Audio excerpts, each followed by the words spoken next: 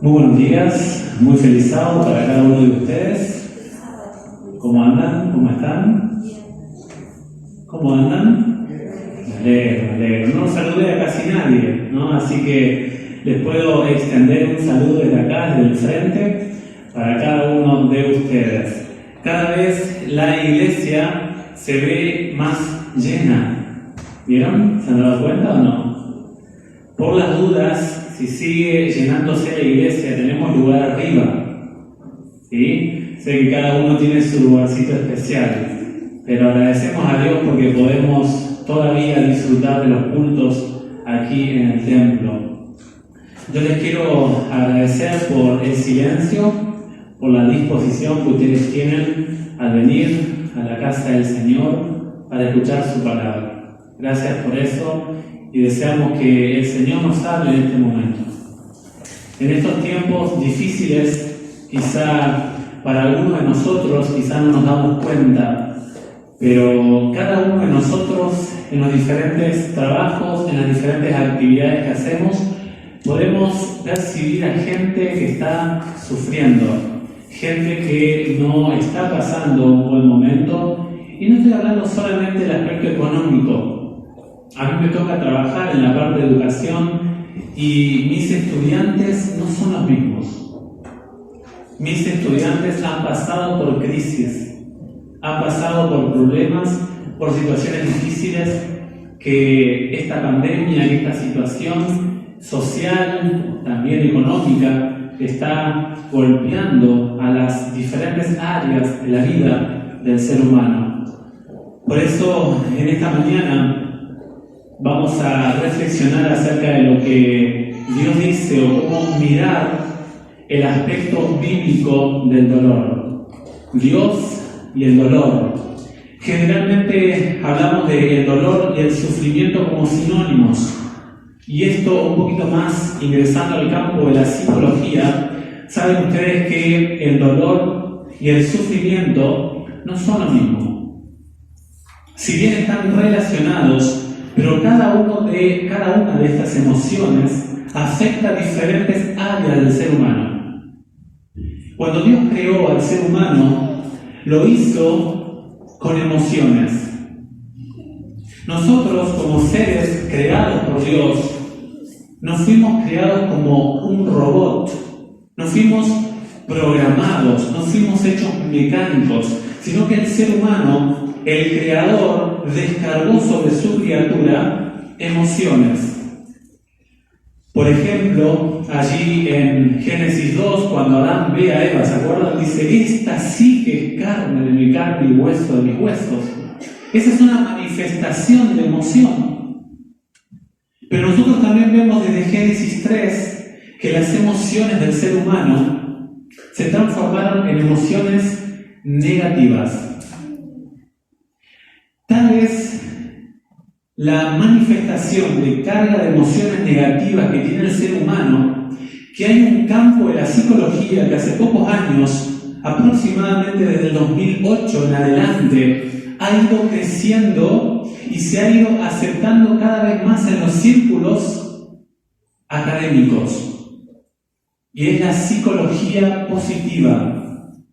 La psicología positiva trata de motivar en el ser humano todo tipo de emoción que sea grata, que sea positiva, que sea edificante para la criatura. Y hoy vamos a ver que dentro de las emociones que el ser humano tiene, hay dos especialmente, el dolor y el sufrimiento. Les quiero contar un poquito cómo vamos a organizar el sermón. Tiene 3 porciones. La primera, vamos a hablar acerca de algunas características del dolor y del sufrimiento. La segunda porción del tema, vamos a hablar de 3 errores que empañan la vida del ser humano si no entendemos bien esos aspectos del dolor y el sufrimiento. Y justamente está en el libro de Job. Y el tercer punto que vamos a ver es, cuando el dolor llega a nuestra vida, ¿es todo negativo? ¿Hay algo positivo que nos entrega el dolor? ¿Será ¿será que el dolor es una herramienta que nos deja algo bueno en la vida nuestra? O en otras palabras, ¿cómo afronta un cristiano el dolor? ¿Está exento el cristiano del dolor? Ese es el punto número 3. Para introducir, acompáñenme por favor al libro de Ezequiel. Ezequiel, el capítulo número 28, y los versículos 14 y 15. En estos pasajes vamos a ver 3 elementos que nos enseña el profeta Ezequiel. Ezequiel capítulo 28, el versículo 14 y el versículo 15. ¿Lo tienen? Dice Ezequiel 28, 14 y 15. Dice acerca de la creación de Lucifer: yo había hecho de ti un querubín protector, con sus alas desplegadas. Estabas en la montaña santa de Dios y te paseabas en las piedras de fuego. Eras irreprochable en todos tus caminos, desde el día en que fuiste creado, hasta que apareció tu iniquidad.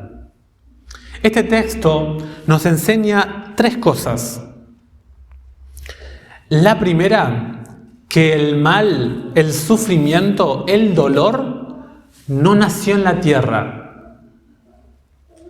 La tierra es una extensión del mal.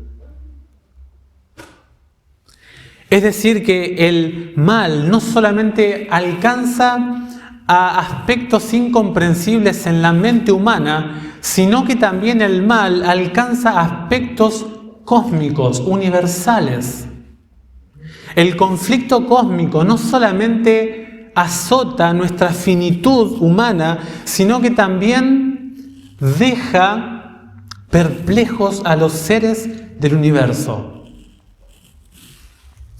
Segundo punto que nos dice este texto es que el mal tuvo un origen. El mal no existió desde siempre. Hay un símbolo, han escuchado, el yin y el yang, en todo esto de la propuesta de la nueva era. Está relacionado este símbolo y dice que el mal y el bien coexisten desde siempre y hasta siempre. Y el símbolo dice que en todo lo malo hay algo bueno y en todo lo bueno hay algo malo. La Biblia no enseña eso. La Biblia dice que el programa que hizo Dios es para que seamos felices, pero que el mal tuvo un origen. Y el tercer elemento que nos enseña Ezequiel 28, 14 y 15 es que el mal es un misterio hasta para Lucifer mismo. Dice la Biblia: y apareció en tu corazón el pecado. Lucifer se encontró con el mal en su corazón. Y Lucifer no puede comprender el pecado. Y tenemos los escritos de nuestra profeta Elena de White. Y ella dice que Lucifer trató de solucionar su problema, pero ya era tarde. Si para Lucifer, que es mucho más elevado en calidad de criatura que nosotros como seres humanos, ¿cuánto más para nosotros debe ser difícil explicar el tema del mal? Vamos a la primera parte de nuestro tema, algunas características del mal. ¿Saben ustedes que nosotros vivimos en un mundo injusto? Hay personas en este mundo que jamás sufren nada. Hay personas en este mundo que jamás pasaron por un quirófano. Hay personas en este mundo que le va tan bien que son personas estrelladas, ¿no? Y hay personas que han nacido para sufrir y tienen en su vida, cuando uno mira el historial de esa persona, encontramos 30, 35, 40 cirugías. Nació pobre, no tuvo posibilidad de estudiar, no pudo, etcétera, ¿no? ¿Saben que la Biblia dice que esto es una injusticia en nuestro mundo? Ustedes si quieren lo anotan, pero yo se los leo. Miren lo que dice el sabio Salomón. Salomón observó esto también y bajo inspiración escribió esto. Miren, Eclesiastés capítulo 8, versículo 14 dice: hay una cosa vana que acontece sobre la tierra. A algunos justos les sucede lo que corresponde a la manera de obrar de los malvados. Alguna gente que es buena, que es leal, que ama al Señor, que son personas honestas, le ocurren cosas en su vida como si fueran todo lo contrario. Personas desleales, malas, pecadoras, entrando en el plano espiritual. Una cosa vana, dice el sabio Salomón. Dice, y a algunos malvados les sucede lo que corresponde a la manera de obrar de los justos. Yo digo que también esto es una vanidad. Es algo que realmente no entiendo, dice el sabio Salomón. Qué ironía el mundo en el que nosotros vivimos, dice Salomón. A esa gente que ama al Señor, que es leal a Dios, que hace el bien al otro, le va mal. Esto también es una ironía, dice el sabio Salomón. Allá por el 420 a.C., el profeta Malaquías escribió esto en el contexto de la construcción de Jerusalén luego del cautiverio. La gente decía esto, Malaquías 3, 14 y 15. Dios habla a través del profeta con el pueblo y le dice, y todavía preguntan, ¿qué hemos dicho contra ti? Dios ahora va a decir lo que decía el pueblo. Miren lo que decía el pueblo. Es inútil servir a Dios. No vale la pena servir a Dios. Dice, ¿y qué ganamos con observar sus mandamientos o con andar enlutados delante del Señor de los ejércitos? Yo ayuno, yo hago mi vida devocional y para mí, decía el pueblo, no tiene sentido. ¿Qué sentido tiene guardar los mandamientos de Dios? Dice, por eso llamamos felices a los arrogantes, a la gente que desprecia a otro, a la gente que son soberbios, ellos deben ser llamados felices. Dice, prosperan los que hacen el mal, desafían a Dios y no les pasa nada. Con este tema del mal, tenemos que tener en cuenta que vivimos en un mundo de injusticia y que los inocentes también sufren los efectos colaterales del mal. El dolor y el sufrimiento no es lo mismo. El dolor es una especie de sufrimiento en un plano físico. Es un sufrir, una dolencia en alguna extremidad de nuestro cuerpo. Es una exigencia física que está teniendo nuestro cuerpo. Pero el sufrimiento es un dolor emocional. Es un dolor que viene por las cargas, por las angustias, por las deudas, por las preocupaciones. Y el sufrimiento y el dolor son dos armas que están siendo letales en nuestra humanidad. ¿Saben por qué?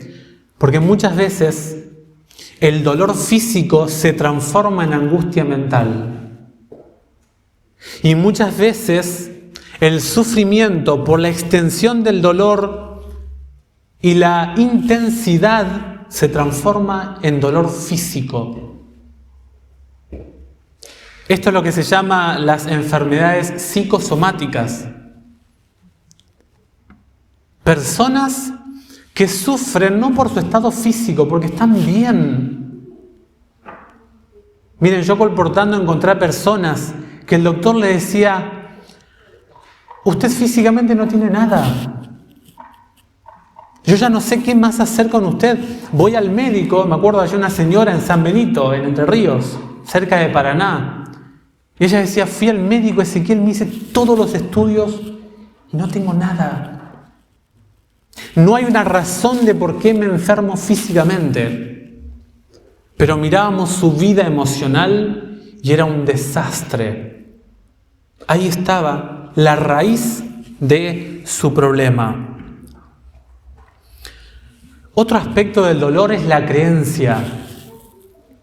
Y uno dice, ¿por qué la creencia permite que el mal, el dolor, el sufrimiento se perciban de manera diferente? Porque el ser humano tiende a preguntar.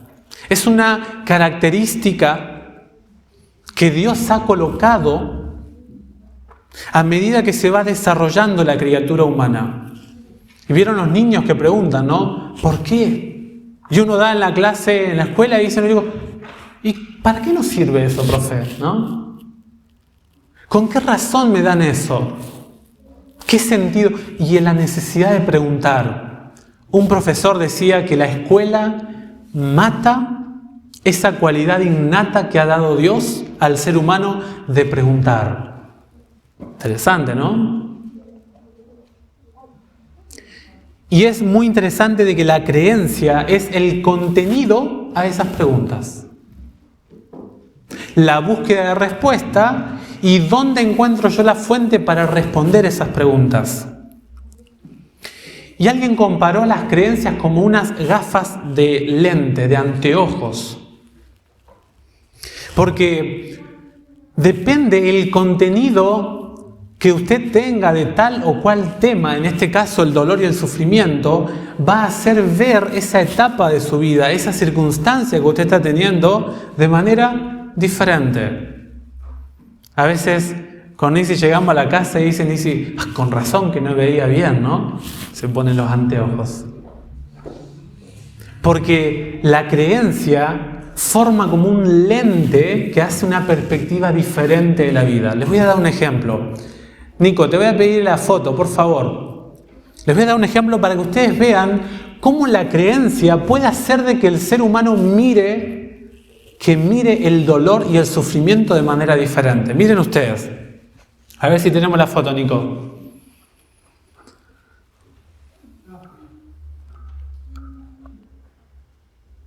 Sí la tenemos, si no les cuento.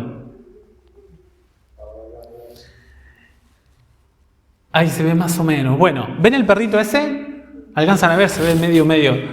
Estaba difícil tomar una foto porque es el perro que vive al lado, o sea, a la esquina de nuestra casa, ¿no? Estaban los vecinos con las ventanas levantadas y le tomé de manera disimulada una foto. Hagamos de cuenta que mi esposa habla con Alicia. Y yo voy a hablar de este perro con Pablo. Yo le voy a decir a Pablo, mira Pablo, este es un perro tranquilo. Vos podés pasar por al lado del perro y no te va a hacer nada. Es un perro que se ve medio viejito, tranquilón, ¿verdad? A mí jamás me hizo nada. Pero Alicia va a hablar con Denise. ¿Y saben qué le va a decir Denise? Alicia, ese es un perro traicionero. Ese perro, no te acerques, y si te acercas no le pierdas la vista porque en cualquier momento te pega la mordida. ¿Cómo se va a acercar Pablo al perro?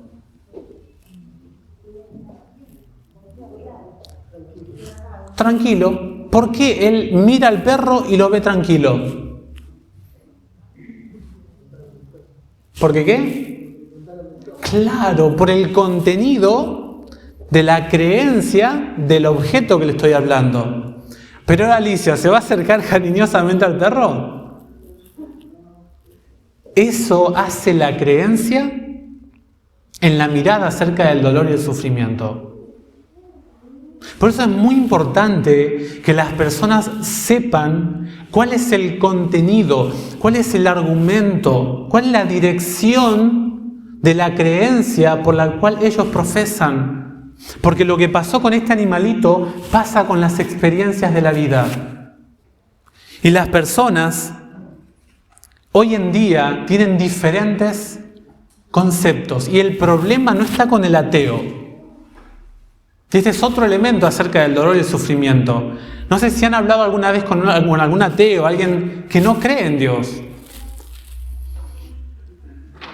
Saben, ustedes le van a poder hablar de la muerte, del dolor, del sufrimiento, y el ateo va a decir, está todo bien.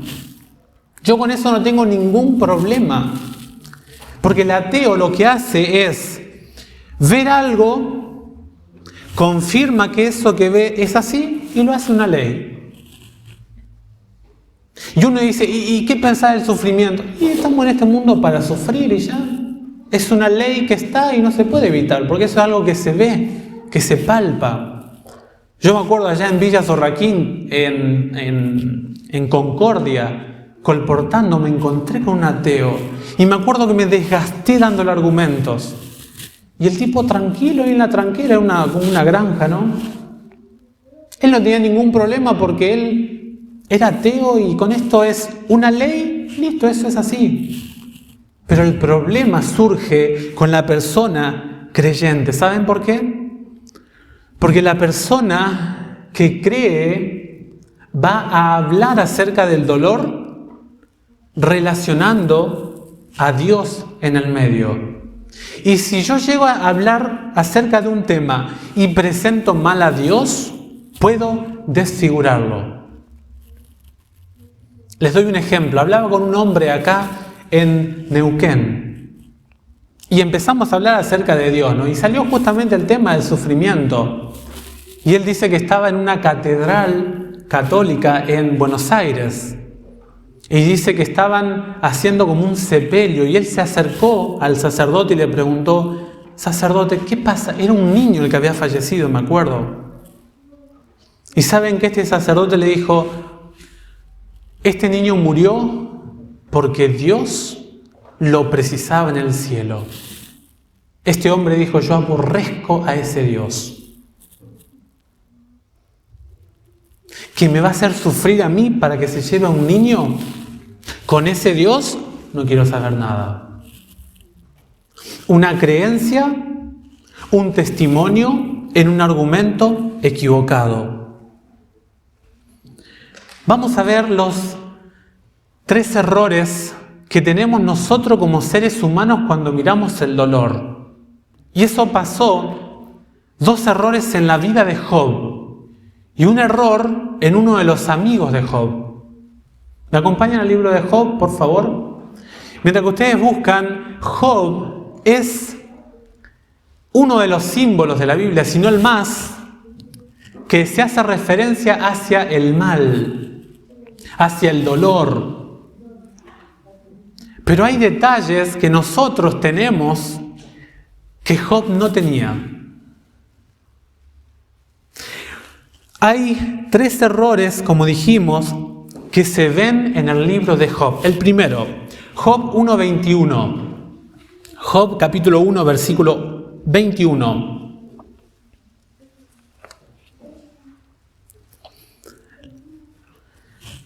Dice el texto, desnudo salí del vientre de mi madre y desnudo volveré allí. El Señor me lo dio y el Señor me lo quitó. Bendito sea el nombre del Señor. En este versículo se ve una altísima carga de resignación, o sea, de aceptación, de conformidad, y ya no tengo más nada que hacer, en las palabras de Job. Y noten ustedes que el texto nos presenta 2 elementos. Primeramente nos dice que Dios es el autor de dádivas buenas. Pero el error no radica ahí, sino el error radica en que Job piensa que el que le quitó las cosas es Dios. Por allí, para nuestros amigos en la radio, Job era un hacendado riquísimo en la Biblia, en el Oriente. Y dice la Biblia que él de un momento a otro perdió todo. Y nosotros vemos que esa pérdida, Job no tiene la información que nosotros tenemos de las oscilaciones que hace el libro de Job, tanto en el plano terrenal como en el plano celestial. Esa información la tenemos nosotros hoy. Por lo tanto, Job está disculpado en su error. Pero el problema es que el error sigue en nuestros tiempos. Pensar y hacer que Dios es el que me quita lo bueno. Y hacer a Dios culpable de todas mis desgracias. Satanás ha tratado incansablemente de desacreditar el carácter de Dios y descargar todas las acciones aborrecibles que hace Satanás hacia la persona de Dios, para que la humanidad aborrezca al Dios de la Biblia. Por eso este hombre dijo: perdóneme, Padre, pero yo con ese Dios, no, gracias. Dios quitó la vida de ese niño. No, yo con ese Dios no quiero saber nada. El primer error de Job. ¿Y cómo nosotros decimos que Job está disculpado? Porque Job vivió más o menos en el año 2000 a.C. 1800 está Abraham, 1500 Moisés. O sea, había aproximadamente unos 500 años antes de que se comience a redactar el Antiguo Testamento. Por lo tanto, Job no tenía la información que nosotros tenemos. Por eso a veces somos muy duros con Job, pero Job no tenía la Biblia. Y eso es muy importante tenerlo en cuenta. Porque Job no tenía ni la Biblia, ni sabía que había un agente del mal que ingresaba a los atrios del cielo y pedía autorización al Dios del cielo para descargar el mal en la vida de Job. ¿Han escuchado ustedes de Benjamin Smolk? Él era un pastor alemán allí por el siglo XVII, en 1600. Y saben que llegó un incendio a ese lugar en Alemania. Y saben que con ese incendio él perdió toda su feligresía, perdió a sus amigos, perdió a su esposa, perdió a sus hijos, quedó lisiado y encima quedó ciego por los efectos del fuego. Y saben que él, en sus últimos años de vida, escribió esto: Cristo, tu voluntad hágase siempre en mí. Confiado en tu bondad, siempre andaré aquí. En medio del dolor o en medio de la paz, me rodeará tu amor y la gloria de tu faz. Yo me hacía la pregunta al leer este testimonio: si a mí, yo hijos no tengo, muchos amigos así en Neuquén tampoco tengo, ¿no? Pero si a mí me pasara algo parecido a este hombre, ¿diría estas palabras? Muy semejante a la palabra de Job más adelante, cuando él entiende el amor y la bondad de Dios. Saben, estas palabras están en el himno antiguo adventista, himnario antiguo adventista, en el 425. Tristemente ahora lo sacaron del himnario nuevo. Pero estas palabras estaban en un himno de nuestro himnario. El segundo error lo vemos en Job capítulo 2 y el versículo 10. El primer error es que Dios me quita lo bueno. El segundo error es que Dios es el dador de lo malo. Job 2.10 dice, acá está hablando Job con su esposa, ¿no? La esposa le dice: maldice a Dios y muérete. Y él le dice, hablas como una mujer necia o insensata. Si aceptamos de Dios lo bueno, ¿no aceptaremos también lo malo? En todo esto, Job no pecó con sus labios. Notemos que este texto nos habla de lo bueno y de lo malo. Y nos dice que Dios es el autor de todo lo malo que nos llega a nuestra vida. Este texto nos habla de lo que recibimos de Dios. El otro error era de todo lo que Dios quita de nuestra vida. Este error que estamos viendo es pensar que todo lo que me da Dios es malo.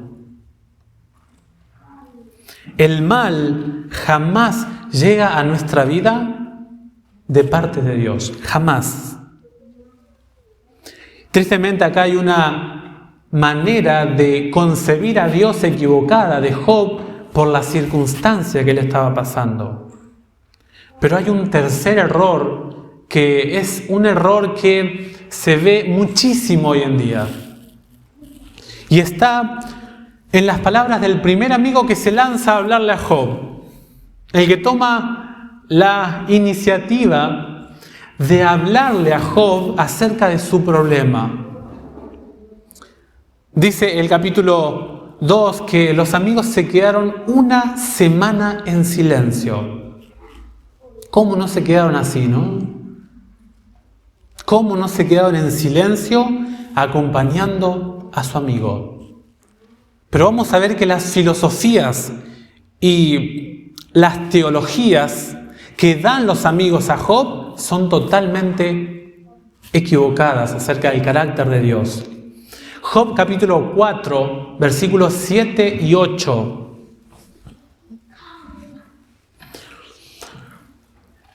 Miren lo que dice el amigo, Job 4, 7 y 8. Dice, recuerda esto. Encima cómo empieza, ¿no? Diciéndole, Job, no te olvides de esto.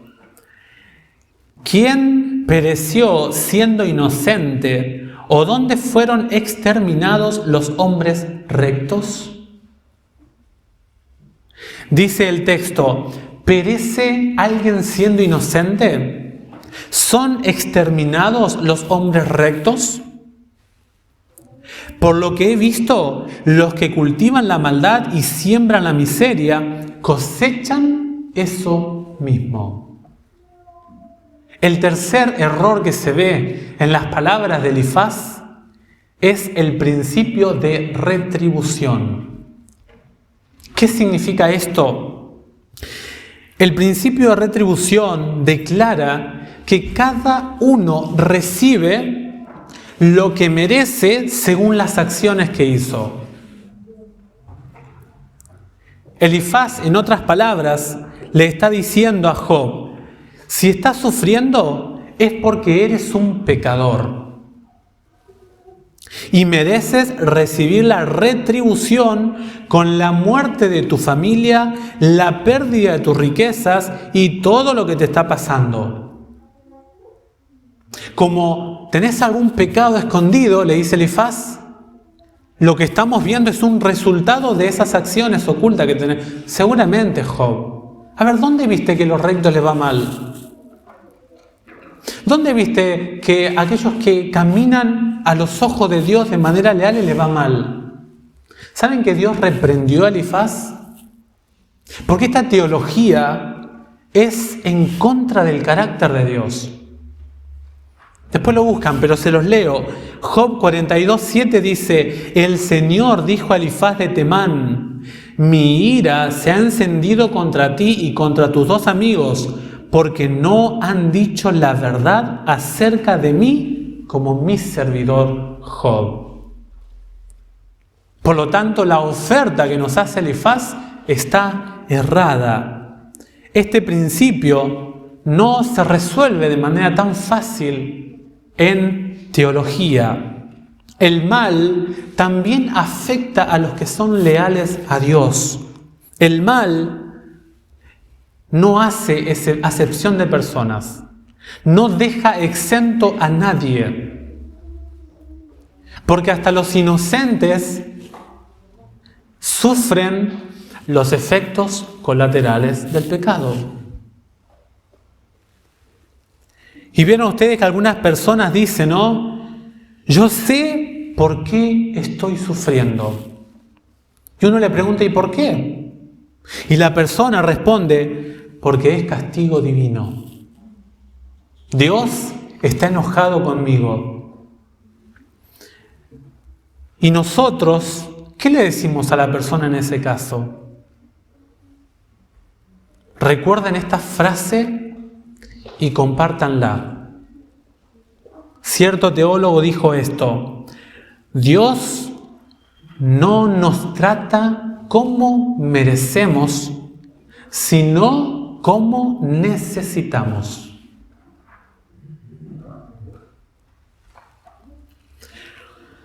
Consejos finales acerca del dolor y el sufrimiento. Nosotros los cristianos, si nos preguntan ¿qué hacemos cuando el dolor llega a nuestra vida, a nuestro cuerpo, a nuestro círculo más íntimo? Primer punto es que si el dolor llega a su vida, a tu vida y a la mía, estás totalmente capacitado, estás totalmente capacitada para vencer ese dolor, ese sufrimiento. Porque Dios, dice la Biblia, allí en 1 Corintios 10:13, que Dios es fiel y no permitirán que ustedes sean tentados más allá de lo que ustedes puedan resistir. Primer punto. Segundo punto, recuerde las palabras de Salomón. Así como él dijo, y si es una ironía, es una vanidad que hay justo que le pasa como injusto y viceversa, él dijo, por lo tanto, si a los justos les va a pasar cosas malas, él dice, disfruta de los días felices. Eclesiastés 7:14. Disfruta de los días felices.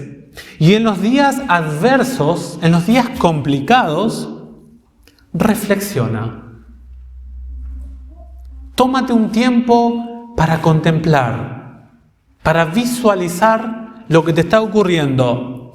Dios hizo que se sucedan unos a otros de manera que el hombre no descubra nada de lo que vendrá después de él. O sea, como seres humanos no sabemos el futuro. Por lo tanto, Dios permitió que el mal nos llegue a todos, primeramente por la elección de Adán y Eva, ¿no? Por el libre albedrío. Pero además, como no sabemos qué va a pasar en el mañana, yo confío en Dios. Y en esos momentos difíciles, medito, reflexiono. El origen del mal no está en Dios. El sufrimiento, el dolor, nunca fue el plan de Dios. El mal, tristemente, el dolor, nos llega muchas veces, porque nosotros tomamos decisiones equivocadas. Y les aseguro que cuando tomamos decisiones equivocadas y luego leemos la Biblia, es porque nosotros hemos tomado decisiones lejos del consejo de Dios. El consejo de Dios, la palabra de Dios, la Biblia, está para orientarnos. Muchas veces se les va a preguntar acerca del dolor. ¿Y saben qué? A veces es muy bueno hacer silencio. Es como dice Elena G. de White, ella está hablando del Espíritu Santo, ¿no? Pero podríamos aplicarlo a este tema y decir, en estos casos, como dice ella, el silencio es elocuencia. Muchas veces no tratemos de explicar cosas que no entendemos. Es mejor decir, no lo sé. No lo sé. En ese campo no tengo la información. La Biblia no explica qué es el dolor, pero sí me dice que el dolor tiene una fecha de vencimiento. El dolor será erradicado del planeta Tierra. La Biblia nos da dos ingredientes que en el menú del mundo no está,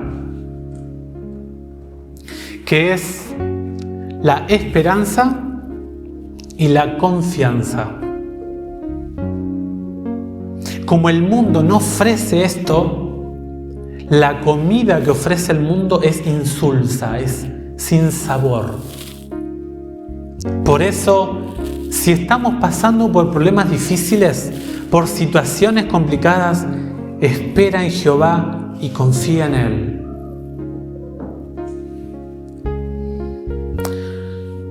Esta es una frase que tomé de un artículo de una revista adventista que me pareció muy interesante, que justamente en este contexto de Job, allá por el 18 de octubre de 2016, lo pueden buscar en internet, y este artículo dice esto, miren, muy interesante. El sufrimiento es, en gran medida, no absolutamente, consecuencia y no castigo por el pecado. A ver, se los leo de nuevo. El sufrimiento es, en gran medida, no absolutamente, consecuencia y no castigo por el pecado. Y luego dice, es una cuestión de causa-efecto.